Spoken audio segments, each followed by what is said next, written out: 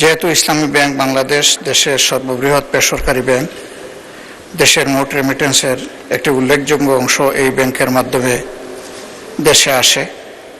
যেহেতু তৎকালীন ফ্যাসিবাদী সরকারের অব্যাহত অপপ্রচার এবং কর্মকর্তা কর্মচারীদের রাজনৈতিক হয়রানি সত্ত্বেও 2016 সালে ব্যাংকটি 447 কোটি টাকারও বেশি মুনাফা অর্জন করে।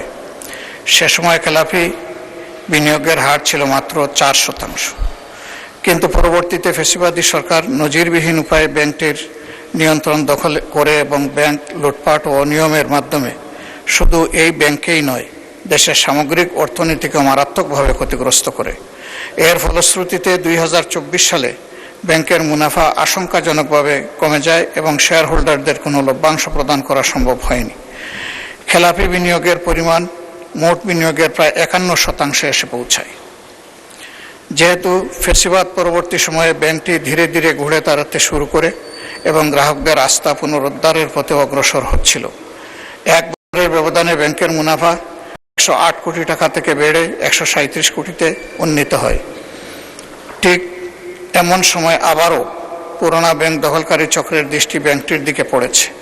নূতন ষড়যন্ত্রের মাধ্যমে পরিচালনা পর্ষদের চেয়ারম্যান পদে বিতর্কিত এবং দুর্নীতির অভিযোগে চিহ্নিত ব্যক্তিকে বসানো হয়েছে।